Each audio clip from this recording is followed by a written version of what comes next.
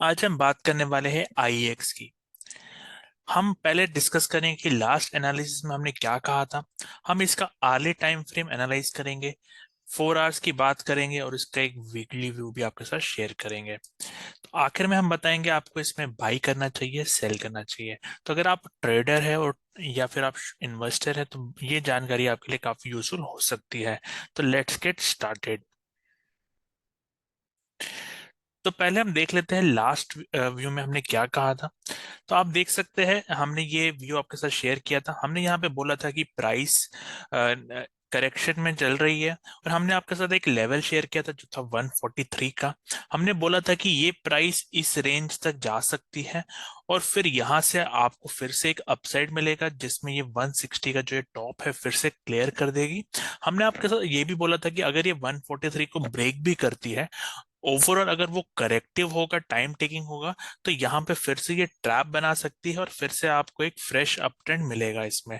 अगर आप आज का चार्ट देखेंगे इसमें, ये एग्जैक्टली सिमिलर जो हमने यहाँ पे आपको बताया था कि टैग करेगी 143 को और फिर अपसाइड दिखाएगी। अगर आप देखें एग्जैक्टली ये आप देख सकते हैं 143 के नीचे टैग करके वापस एक बार हाई पे जा चुकी है।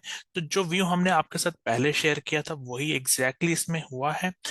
इसका रीजन आज हम जानेंगे और आगे का क्या व्यू है, तो इसको हम डिस्कस करते हैं।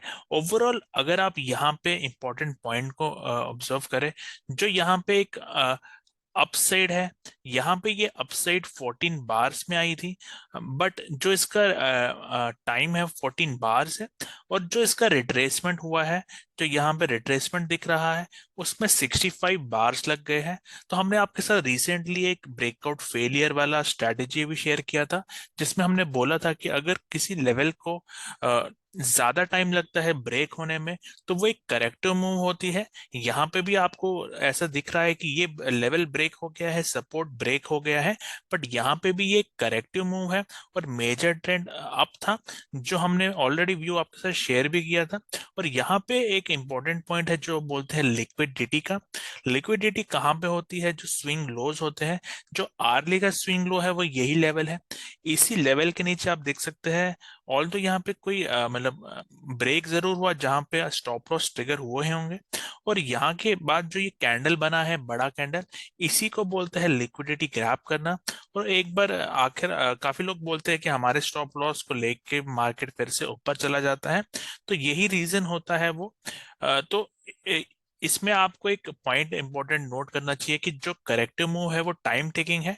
तो ये एक इम्पल्सिव मूव नहीं था डाउन साइड की ओर, तभी आपको एक रिवर्सल मिला है अपोजिट डायरेक्शन में। अब ये पॉइंट क्लियर है। अब आगे हम इसका व्यू आपके साथ शेयर करेंगे जिस जो आपको आगे के ट्रेड लेने में हेल्पफुल हो सकता है।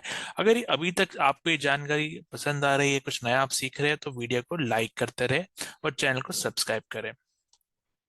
यहाँ पे अगर हम देखें ऑन ए 1 आवर बेसिस, आपको जो ये फ्रेश मूव लगी है, यहाँ पे बॉटम से 143 से जो बॉटम था वहां से एक अपसाइड मिला और वो अपसाइड के बाद आप देख सकते हैं जो हमने यहाँ रेंज मार्क की है वो एक करेक्टिव मूव है जिसे हम कंसोलिडेशन बोलते हैं और फिर से एक अप मूव मिली है।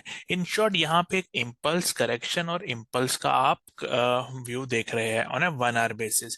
अब सिमिलरली अगर हम इसको 4 आवर्स में कन्वर्ट कर लेते हैं, तो यहाँ पे आप देखेंगे कि 4 आवर्स में अभी हमें नेक्स्ट व्यू क्या है कि यहाँ पे अगर आप करेक्टिव स्ट्रक्चर मिलता है, जैसे अगर आप 1 आवर में देखिए, आपको 1 आवर में एक इस तरह का करेक्शन मिला था।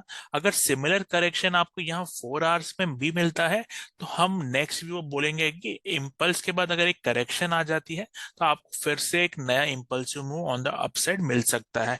तो अगर आप बाई करना चाहते हैं इसको, तो वेट करिए किसी भी तरह का करेक्टिव स्ट्रक्चर कंसोलिडेशन का जिसमें रेंज बन सकती है और एक नैरो रेंज होगी। अगर वैसा एक स्ट्रक्चर बनता है तभी आप इसमें बाई कर सकते हैं।